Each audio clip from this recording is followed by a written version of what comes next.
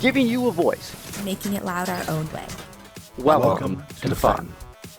This First Updates Now video is sponsored in part by PTC and Kettering University. PTC's application Onshape is a professional design software that is provided to first students and mentors for free. You can use Onshape for your robot, the Game Design Challenge, and the Innovation Challenge. Discover why so many teams are using Onshape at onshape.com/edu. Continue your first career with Kettering University. Kettering University will support your first journey with up to $25,000 in scholarships available to first students in a robust alumni program. Schedule your virtual visit to get started at kettering.edu.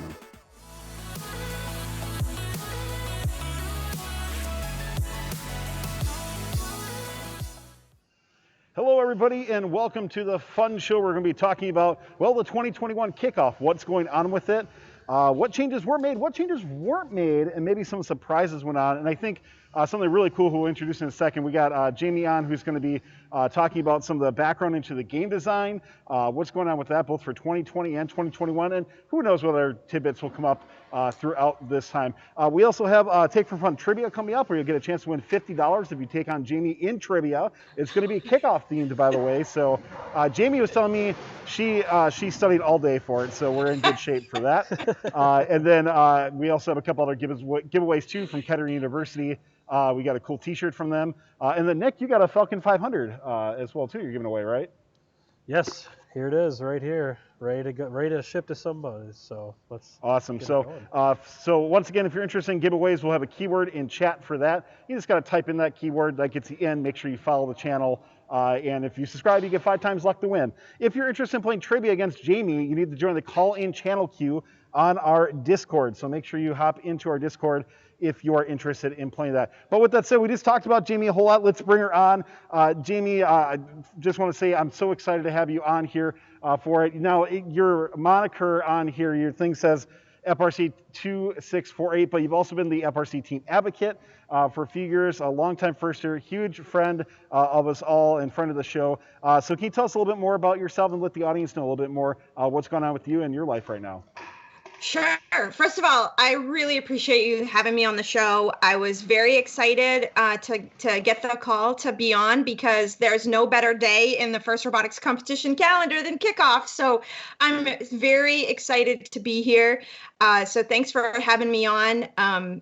Excited to talk about 2020 and 2021. The Infinite Recharge, one of my, as I was telling you before the show, I have when it comes to FIRST, I actually have a short history. I've only been involved since 2008. And definitely one of my favorite games. So excited to talk about that and where it came from, how it developed, what we were thinking, as well as the kind of reboot for 2021. Was lots of difficult decisions, as you can imagine. I stopped working at FIRST in October of 2020. I currently live in Maine with my parents, and I live on a farm. So that's a big part of my daily life. I also teach part-time computer science at a local high school.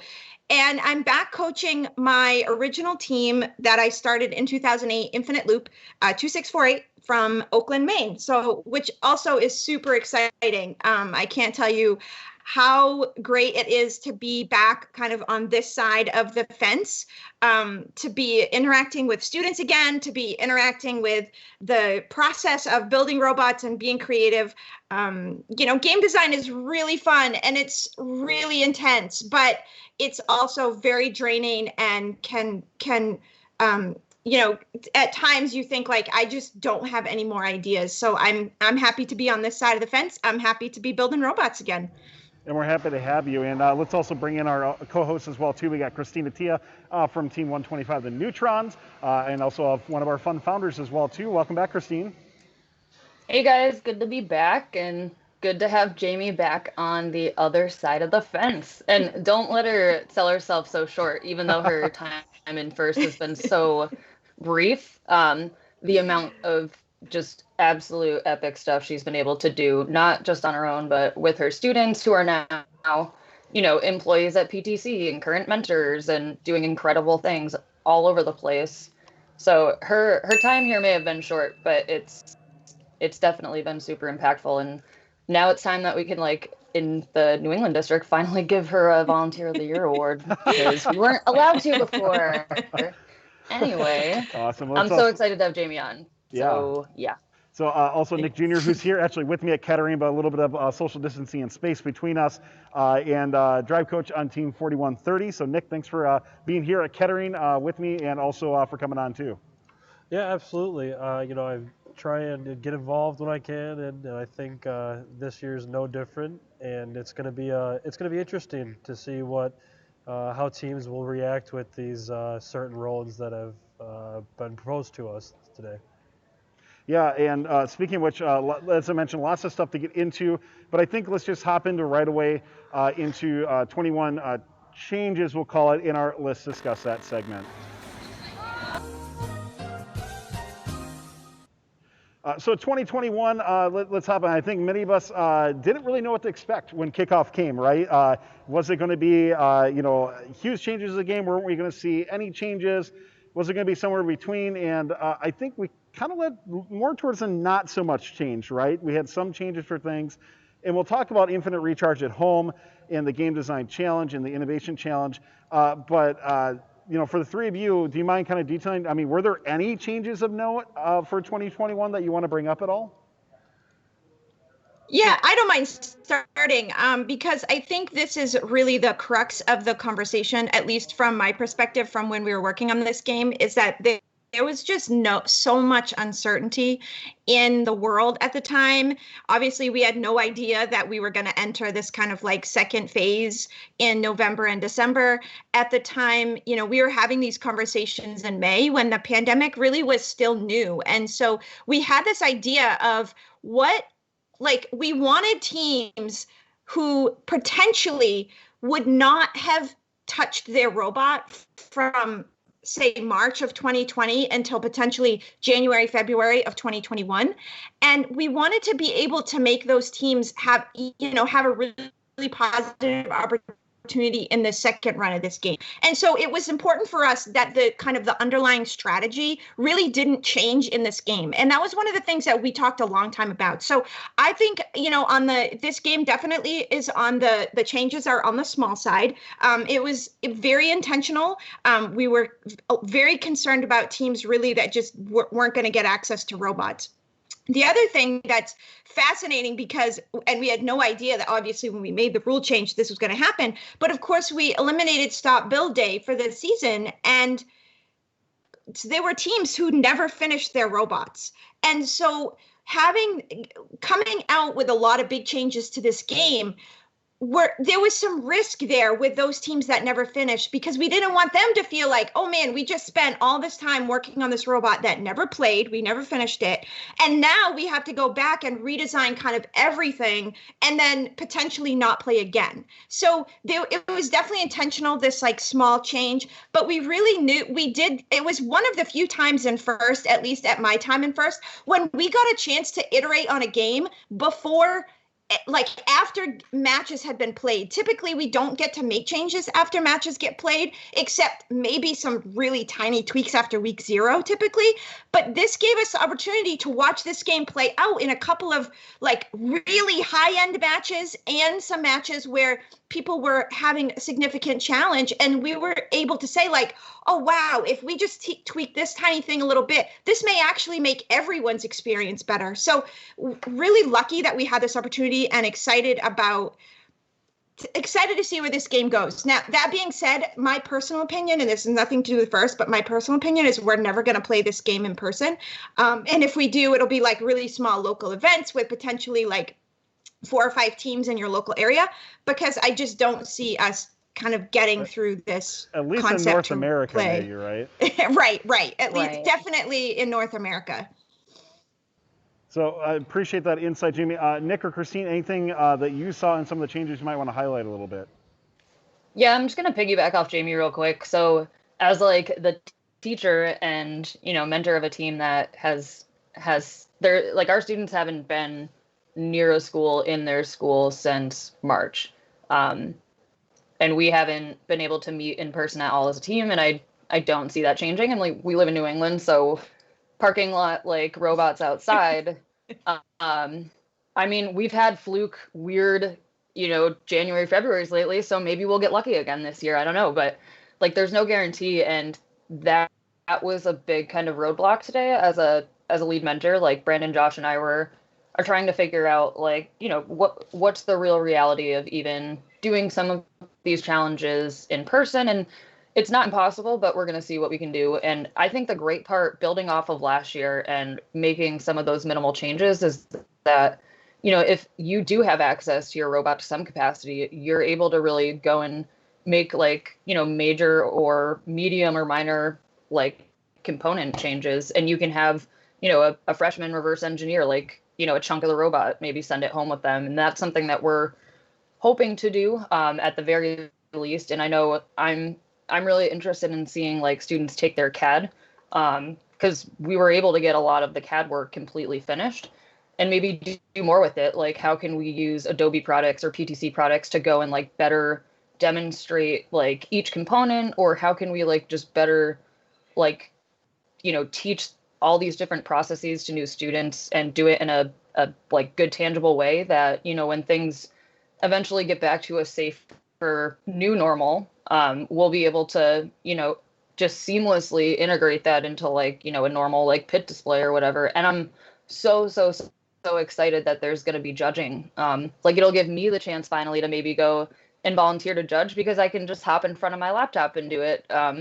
Like I'll be able to volunteer so much more. And I know that that's something we'll probably advertise later in the show, but I'm interested to see what some of the teams that, are really, really, really like just well known for like their programming or, their really unique mechanical stuff, like what they do with, the resources they have or like the abilities they have. So, and I'm curious, like I personally don't remember much of last year's game because we didn't end up competing at all. And obviously there wasn't much to watch. So this is kind of like, like new stuff 2.0 for me. So I'm excited to watch events in countries and areas where they're able to safely host events. But yeah, it's going to be different, but I think there's a lot of good options that FIRST provided. So kudos to everybody who clearly put in a butt ton of work into making sure there was a semblance of like equity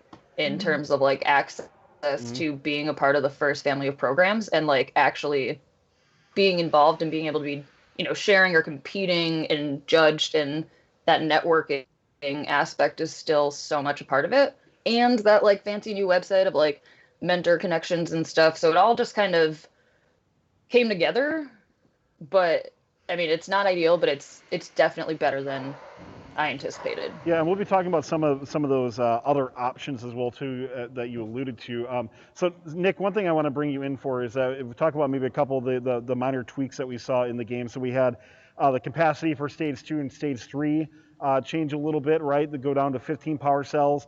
The rotation control on the control panel going up to 15 points. A couple of the field markings removed as well too. Anything else you want to add to that?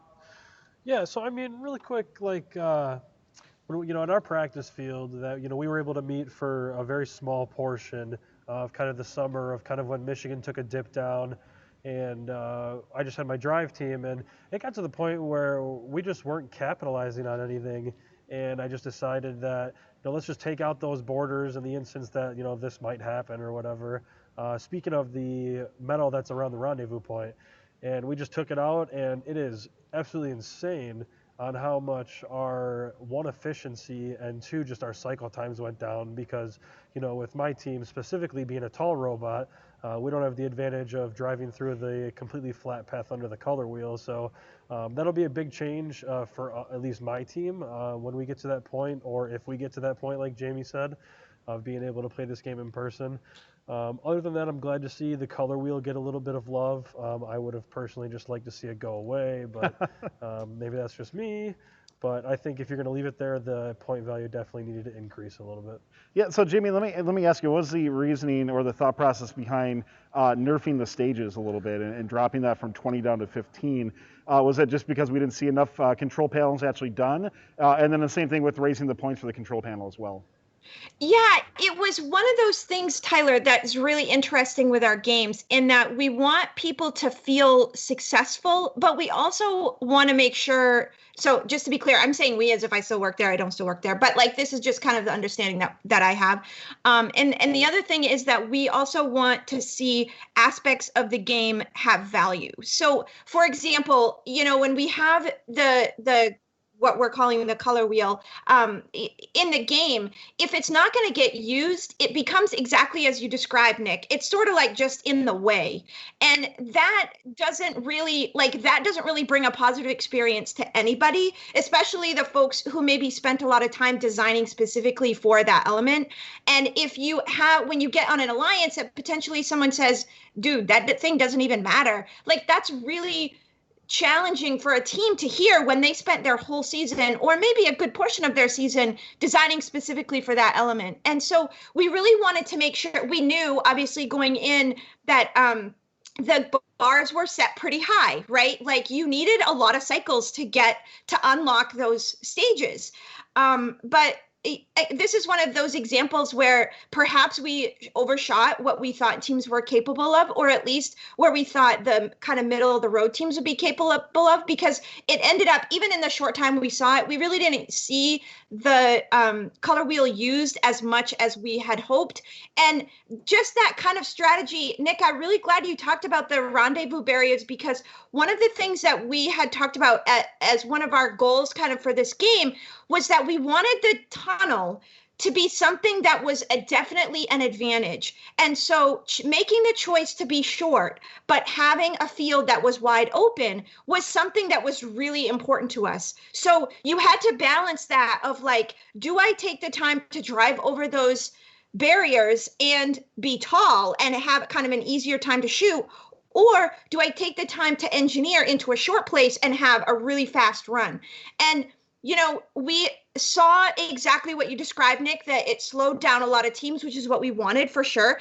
But some of those barriers actually ended up being a little bit more kind of an irritation point than necessary a slowdown, especially the one that bisected the rendezvous point for the alliance. Oh. And we saw that actually quite a bit, where teams were like trying to get on the bar, and then that bar was in the way, and they ended up like on one side or the other, or they couldn't their wheels got stuck around it. And it was like, oh, that's like the end game. Taking out the end game for a team is just, it's killer, right? Like we definitely didn't want that experience. So we wanted to kind of still keep the balance of what you described, Nick, of do I go short or do I stay tall? Right. And most importantly, I don't even have access to my robot, so I can't even make a choice again, right? But we didn't want to take all of them out so that it became just an open field, as you suggested. But honestly, they ended up being, some of them, that black one in the middle really ended up being in the way for lots and lots of teams. So we wanted to get that one out. And then I don't know if any of you saw any of the setup, but the rendezvous point setup is intense. Like that's not a joke. It's a lot of work. It's a lot of very careful manipulation of staff in the right place and the right time. And then it kind of ended up that those barriers were, in some cases, at least at the two events that I attended, those barriers ended up being like a really heartbreaking situation when you've spent all this time to get the rendezvous point set up and right and on the field, and then the barriers wouldn't fit by like a quarter of an inch, and those feet were velcroed or hook and loop to the floor. You weren't moving them unless you like did the work to like pull them up and move them around, and you couldn't get those barriers in, and it was like, oh, that's not a nice place for our volunteers. So yeah, we learned from 2016 and 2017. Yeah, right. We're trying to put those in. I do want to keep, we have a lot of topics to cover, so definitely want to keep moving. Yep. No, you're totally fine. We do have a giveaway. We want to start real quick from our friends at Kettering University. For the Kettering t-shirt Nick's holding up right there. Well, it will be any size that you specify, but Nick, I'm going to put you on full screen so we can see it a little bit better. There we go. So if you're interested in winning that, a lot of people already started. Type Bulldogs in the chat right now. That's your opportunity to win. We'll draw in a few minutes. Don't forget, you need to follow the channel in order to win. And our subscribers do get 5 times luck because we just rig it like that for them. So once again, Bulldogs in chat in order to be entered, and we'll draw for that in just a few minutes. So let's move on to, we talked about some of the other phases that have been brought now into Infinite Recharge in the first as well too. And one of them is going to be Infinite Recharge at home. And talking about, I think it is probably another big key point is that's some changes as well too to look at, right? It's not just the normal robot game being changed, but now you have Infinite Recharge at home, where some things have changed for that as well. Jamie, do you mind just detailing a few of the maybe changes for the 2021 game?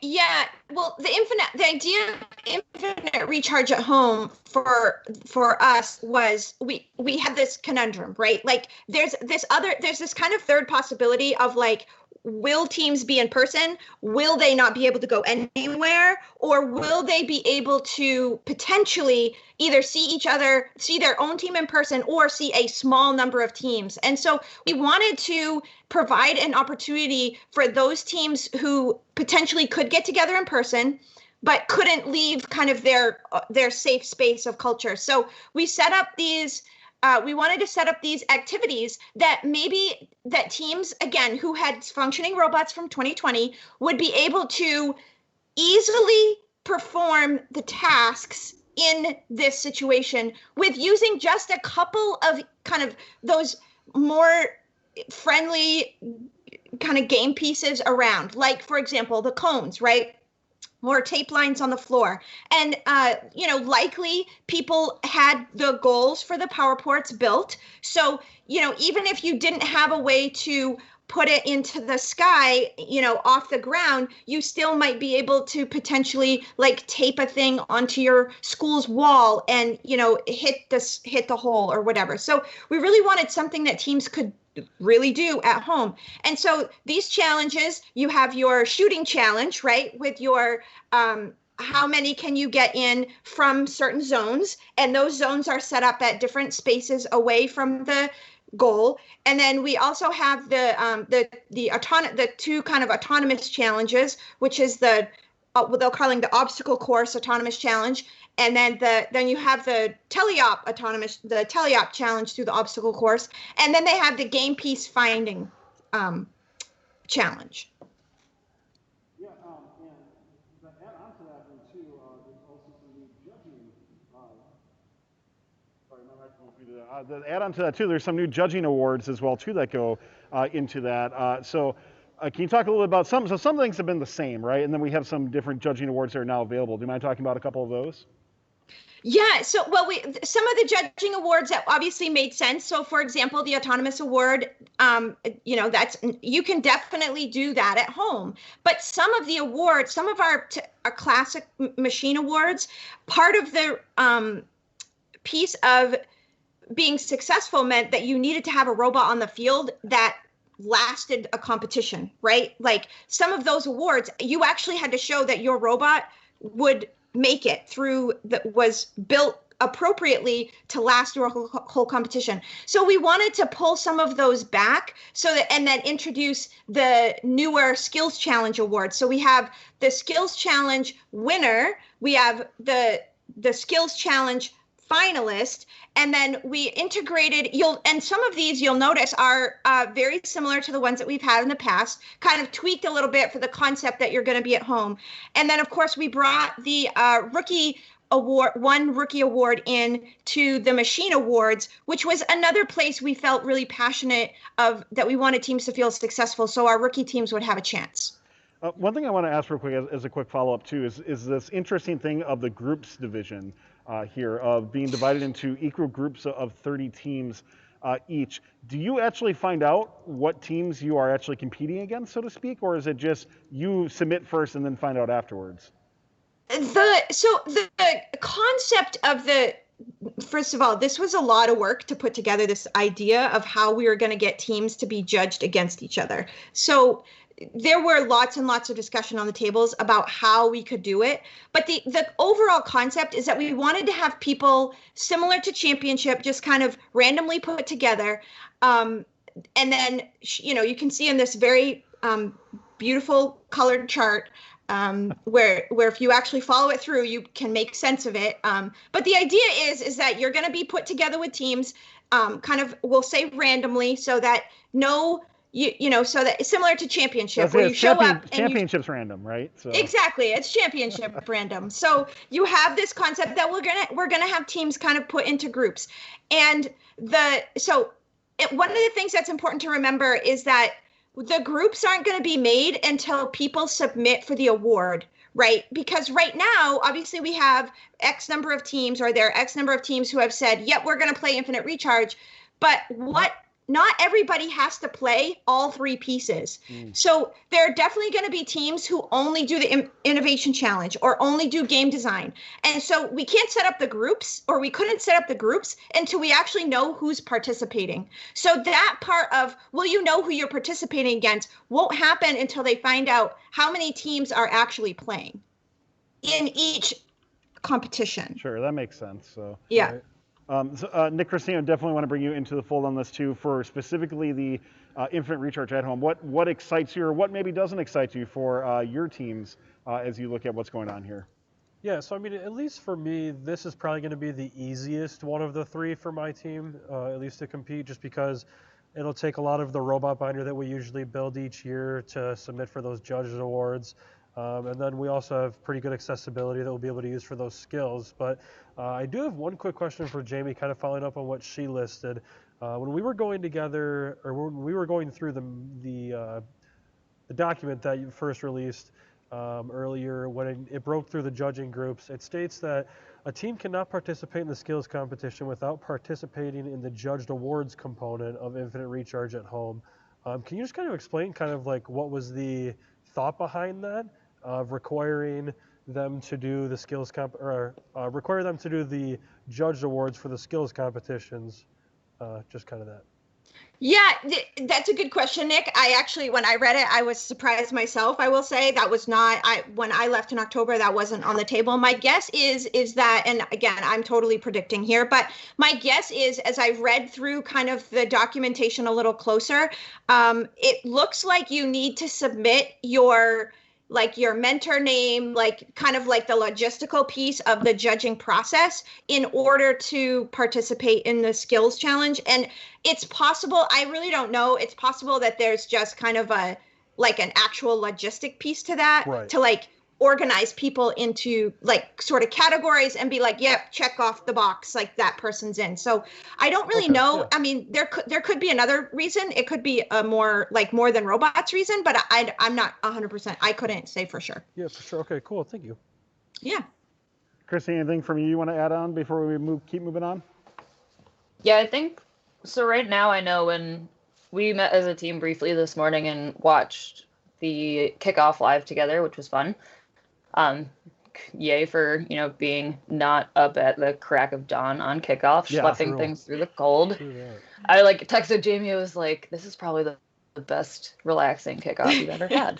But anyway, we were really looking at the at-home challenges. I think that's going to be doable to some capacity because it's going to allow us to really heavily look at programming. Our robot was finished. That doesn't mean that we're not going to, go and try to do different modifications or redesigns or whatever, but I think programming is going to be a great thing to focus on. We're going to have to figure out how to kind of get the testing and stuff available, but I definitely need to sharpen up on the manual to get a better understanding of the deadlines for, Jamie said, signing up and being able to do this, and then understand if I'm signing up for this, what judging happens in that versus what judging happens with traditional submitted awards. And I know that the innovation challenge too is luckily due, or the deadline is April. So I told my mentor group of More Than Robots peeps that we're going to put that on hold for now, unless any student has a super big desire to hop into it right now. Yeah, but I know for us, we're going to, yeah. And that's awesome because I think we always will find ourselves in that place as mentors where it's okay, I have students that are working deep on this, these 1, 2, 3 things that are big, and then you have kind of a group that's lingering. So maybe that could be a great way. And it's a great way to be able to kind of tackle a few different, ideas for that and let students kind of, I don't know, work on what they're excited about. And if we get to it, we get to it. If not, I'm excited to see what other teams do. So we do have to keep moving on. Like I said, lots to cover in the next 20 minutes still as we go through. Time flies when we have fun all together. But the next thing coming up is the Game Design Challenge on here. So this is interesting. You have to submit, a game overview and submit essentially the first. I did like the clarification or the little asterisk that first put in saying they may use one of the submissions they can put in case they're all bad. I'm just kidding. In case they're not a good fit for what FRC is looking for, right? That's the PC way of putting it. But Jamie, I'd love to hear a little bit more kind of what went into this and maybe any tips or tricks for somebody looking to submit for this as well. Yeah, this is the one I personally am most excited about. When we thought about what is a season going to look like, and we got to this place of, hey, why don't we have teams design games? It's the most fun we have. We should try to push, kind of push that out there to the community to allow them to have that kind of fun. But I will say that when it comes to game design, it's a very, as I said in the beginning, it's a very difficult process. And getting things right and getting things playable and getting things leveled and getting things appropriately engineered takes time. And obviously the expectation is not that anyone's going to have a finished, engineered, perfect game. That's like, it would be very difficult to do between January 9th and March 4th or whatever the date is that it's due. So I do encourage teams to not feel like they have to have something that's absolutely finished. An appropriate submission would be like, okay, the concept is this, but we spent all our time on this one element because we think it's awesome. And so really I would encourage teams to obviously be creative, but also don't be afraid to really dive into something that you're excited about. So maybe you're a team that's really good at strategy and you're going to build this like beautiful point system, but there's no artwork on the field. That's okay. That's a really great, the strategy part is a great advantage for some teams. And then maybe you're a team that's really excited about artwork. When you think about the infinite recharge field and the elements of Star Wars that were on it, maybe there's a team out there that really just wants to focus on making something beautiful and the score doesn't make sense. That's okay too. I think the best advice is to do something that you're really passionate about, because if you can make a good pitch on that element or that aspect, you're going to be more successful than trying to like solve the entire game design challenge and end up with like kind of flat across the board. Real quick one to bring on too is, before I get too deep into things with this, we do want to start our next giveaway real quick for the Falcon 500 that Nick's Team 4130 is giving away. So if you're interested in winning that, Nick, what do they have to type in order to win? Well, of course, they got to type my team name. Just do 4130. 41. Okay, so type 4130 in the chat right now. That's your opportunity to win the Falcon 500. Don't forget, you have to be following the channel in order to win, and subs get 5x luck. Or if you're like Labib and you got gifted a sub today, apparently you also win that as well too. So congrats, Labib, on that. Once again, 4130 in chat. Let's keep moving in through this. So the Game Design Challenge, Jamie, I don't know, have you seen any of the catathons that have happened at all? There's been quite a few and even more. So I'm just going to call out a little bit that you mentioned, I don't know how far they get. Man, if you look at the catathons, though, I think you might see some fully submitted game design challenges coming through, no doubt. So it'll be very interesting to see. I have no doubt that we will get like relatively complete games. I just want to make the point that if you don't feel like you can complete a game, it's still okay to submit something that's really cool around a single element or a single idea or a single aspect, for sure. Totally makes sense in there. Christine, for you, what are your thoughts on the Game Design Challenge? Is this something your team will be entertaining this year?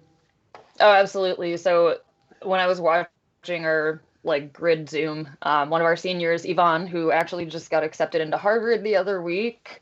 Go Yvonne. This is a kid who's been trapped in at home doing at-home learning and got into Harvard. But anyway, so Yvonne's face lit up today when he saw that there's an opportunity to design a game. And I think for teams in general, I know there's people that come on the catathons and all this other stuff and they're going to totally blow it out of the water. But I think as a team practice, this will get teams to do something that's tangible that you can then kind of package and use for RoboCamps. This is something that our students did over the summer and implemented it in the fall to a much smaller scale, obviously, thinking like, table size robots. But this is something that is going to benefit teams beyond, just this one challenge. So, and I think it'll be a really great opportunity for students to kind of look back at the history of different games, and especially like different robot strategies, like not just the games and what they were, but like what loopholes did teams find? Like not just the obvious ones of like, the Beast and Hammond, like in, was that 2002, or, when Las Gorillas, broke the game, and what was that, soccer balls? We did a really poor version of that. Granted, it was like Brandon's freshman year of college and all they did was scream at each other, so it came out okay. But like looking at teams that may not have been like Einstein quality, but really like figured out something pretty good. So there's a lot of different cool things that I think Fun could even bring to the table with like, come on and, check out like the most ridiculous, loophole robots of the last 10 years or whatever. I'd love to do stuff like that. I think that'd be super cool. So we got to keep moving on due to time. Nick, anything you want to quickly add on this at all? No, I mean, not much. I think I really just, the one thing I want to say is I really want first to release the statistic of how many water games they get submitted. Jamie, can you answer that? I'm excited about it. And I will say to teams, even though like obviously the dream of having your game on the field is like would be amazing, right? Like that would like blow people's minds. But don't be restrictive, right? Like if you want to make a water game, see what you can come up with. I think it's awesome. I think teams should be creative. Teams should find things that they're passionate about. That's what our competition's about, and see what they come up with. I would love to know too, Nick, for sure. All right, we'll post a poll in chat here if you feel it's going to be over 50% of the games submitted or under 50% of the games submitted as we go through. Oh, man. All right, so Innovation Challenge, we'll kind of wrap up these three in here. So Innovation Challenge, I'm going to be honest with you, something I'm not actually terribly familiar with on what can go down for that. So I'm, Jamie, interested to hear a little bit more about this. Yeah, the Innovation Challenge, you want to think about this. It's very similar to the First Lego League Innovation Challenge, which is part of their experience. It's kind of like grown up because we have students who are older than First Lego League. But this is a really great opportunity if you have a team who is interested in solving our what we would call, what's called in the world real world problems, right? If you are interested in solving something that has to do with movement or staying healthy, I think this is a great opportunity. Teams will need to do something that's real world, that's like something that's tangible potentially, or something that they can prototype, and this is something that I think that's very different for our experience in First Robotics competition in the past, and I'll be interested to see how many teams are going to participate. Stadler and Wolder have called it the FRC Shark Tank. Would you say that's pretty accurate? Yeah, you do have to make a pitch, so I will see. We'll see if that's how it feels. I'm not sure who the sharks would be. I guess would be my question, but I do think it'll be similar to that concept of Shark Tank, but not so sharky, I guess. Well, yeah, fair enough on that. So, Christine, Nick, anything to add on in regards to are you looking at doing this as something your team's in for or not for?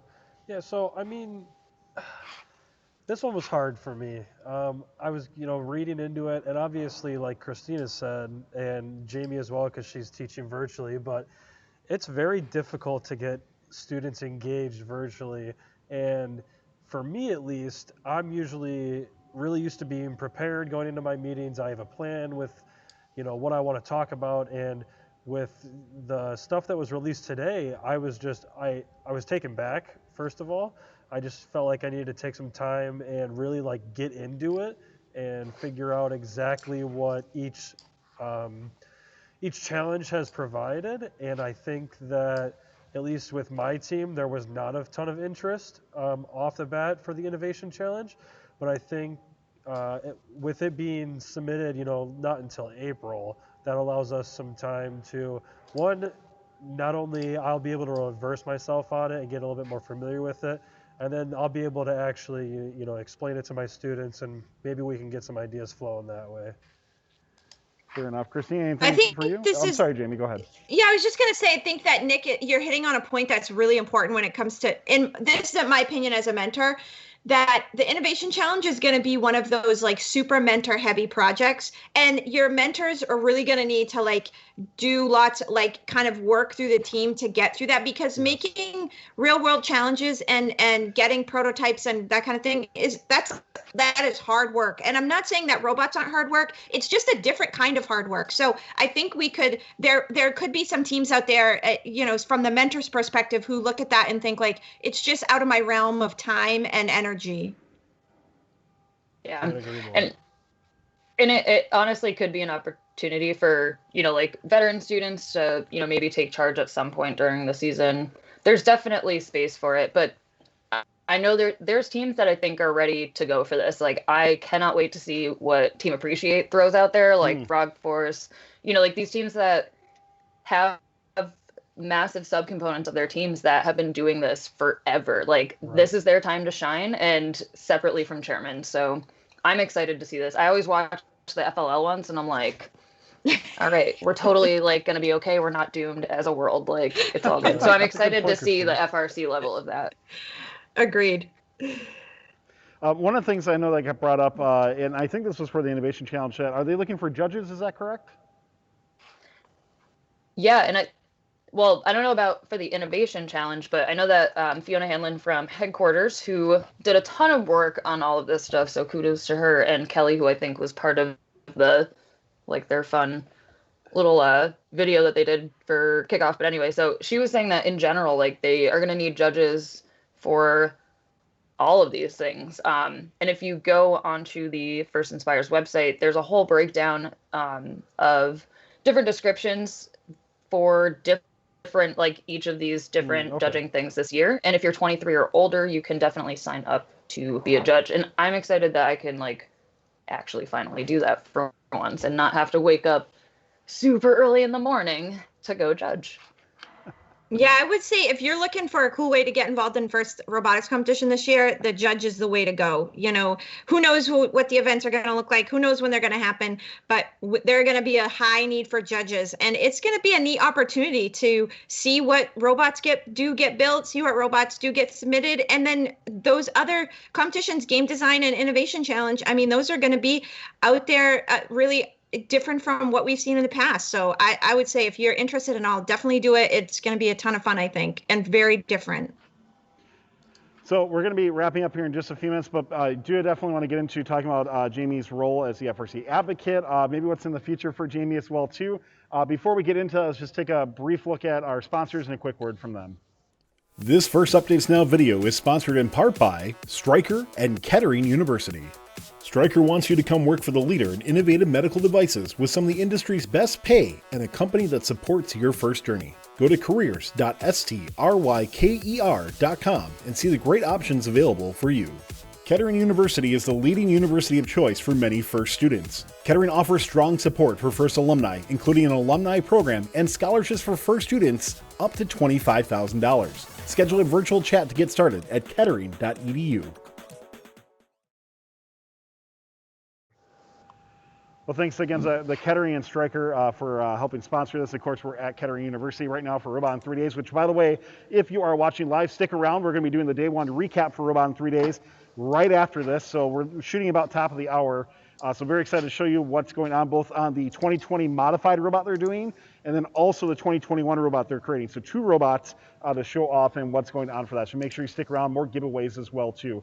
But Jamie, before we wrap up here, I would be remiss if we didn't cover your time as the FRC advocate. And it really would like to just, I know we only have about 5 minutes, but I'd love to just start a little bit from scratch on, how did you get involved in that role? What is the role for those who don't know about it? And what are you maybe looking for, if they are going to fill that role in the future? What do you hope that the person who who fills in your shoes for that maybe takes away and moves forward with? Yeah, it's a good question because the title is so innocuous, it's difficult to understand. But really, the concept of the team advocate was that we want to, Headquarters has lots of experts in the field and a lot of technical experts. but the team experience is something that is super important to the success of the program. And really the best way to understand the team experience is to have somebody who can build that relationship with teams in different ways. And so that was that was a good portion of my role at first when I was there. It was something that I was passionate about when I took the job. I wanted to make sure that the team's voices were heard in terms of decisions that were made. I think that, obviously my role entitled a lot of other things. I did a lot of the digital marketing and that kind of thing for First Robotics, including the blog and social media and that kind of thing. But there's a lot of teams out there that need to have a voice, and there needs to be a place where teams know they can go and at least have their issues heard, even if the answer isn't what they want. And even if the outcome isn't the best for that team in particular, it still needs a place where teams can go and have their issues heard and know that somebody is going to say, okay, I will listen. I will take it to the appropriate places. I will at least have it considered. And I think that that's something that whoever takes over this role needs to do. I think it's incredibly important that the person who takes over does what I did, which was get out into the field. Make sure you're not locked into a volunteer position at an event. You need to be able to have conversations with teams face to face. That's the only place that our competitions happen, our face-to-face interactions happen, is at our event. So that's where all that data collection has to happen of like, what do you think? What do you feel? What do you see as the future of FIRST? I don't think we do, even with me in the role, I didn't think we did a good enough job of making sure that the program and the experience reflected who was actually in the field. And I think that for the success of the program and for the program to grow, we have to get better at understanding the kind of the what it's like to be like, and I'll say a typical team instead of, maybe at the very top or maybe having a very specific experience. I think we need to do better at kind of listening to the big crowd. Very well said on that. And maybe any advice for somebody who'd be filling in your shoes later on, if you had to give them one piece of everything you've done that you've gone through, what would it be? You need to have really comfortable shoes at championship. or a scooter or a Segway, or at least something like that. Right? No scooters and no Segways. You need to get on your feet and walk, because that's when people stop you. And I'm being serious. That's when you get stopped to say, like, have those private conversations. And when you're zooming around, people they feel like you're too busy, and that's not accurate. Yeah, you're 100% right, Jamie. I can relate to that because my experience at championships is usually in the pits filming most of the time. Yep. And I agree. If I was on a scooter the whole time, you're right. I don't think people stop. So I appreciate you bringing that up. So real quick in the chat. So BD A-Roz says, I'll say this. We weren't one of those, quote, forever teams that had Frank's cell number on speed dial. Jamie was an important contact when things went sideways.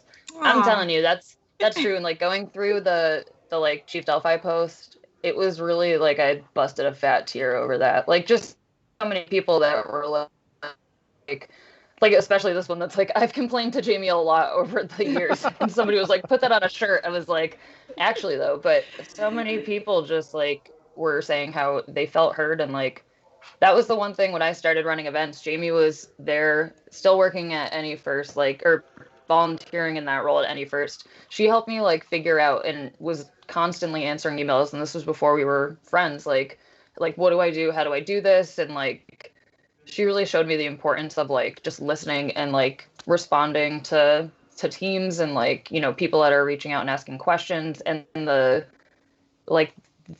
distance that goes, like she is pure proof of that. It's just being there and listening and making sure that people feel heard and like feel represented. And it's so important, not those like elite teams or whatever, or like, rookie teams. Like there are so many middle of the pack teams that just, they deserve a really good experience, and you made sure that happened. Not to mention that you can all thank Jamie for making sure that quiet rooms become a massive like forever thing at all of our events. You're welcome. Super important. Frank pushed that because she saw the need for it across the board. So thank you for advocating for that. You the best. Thanks. You're the I real appreciate MVP. it. My time at FRC was amazing. I will say I would recommend it to anybody. But I do think it's important to remember that the magic of this program happens at home with your mentors on a daily basis. Through the grind of the season. It's not at the showy competitions. It's not when you're in the interview room. It's the magic is at home with your mentors. And that really, to me, is the key to this, is understanding how to be successful in FRC. Because if you forget that, then I think there's only room for disappointment. So the magic happens at home. Our mentors carry us through, and we have to remember that every day. Well, Jamie, you've carried us through to the end here, so thank you so Thank much you. of being incredible for your time in FRC that you've had, and to your continued time in FRC as well too, which I'm sure we'll get to see you around whenever events happen again for stuff. So thank you so much for Absolutely. being on. It's a delight to talk to you again, and we need to do it again. Yeah. We quickly joked about when we were showing the Stryker Kettering ad on there that it's like, man, we could have always cut this into like 4 or 5 shows, right? Because that's the way it always is when we get good friends on for that. So real quick, for those watching live, once again, we're going to be jumping into the R3D Day 1 recap. We'll be recognizing everybody who's submitted or who's subbed since then. So thank you so much, everybody who has done that. And of course, thank you to Christine popping in here. Nick will be helping me out with the next show. But we're going to be hopping off, getting ready for the R3D Day 1 recap. We'll see you next time on Fun. Talk to you then. Goodbye, everybody. Thanks for watching. If you want more fun content, be sure to subscribe and ring the bell to be notified about our latest videos. Keep the conversation going and provide your input to our content. Watch our live shows at twitch.tv/FirstUpdatesNow. Join our Discord at discord.gg/FirstUpdatesNow and check out Fun FTC on Facebook, Instagram, and Twitter, and First Updates Now on Facebook, Instagram, TikTok, and Twitter.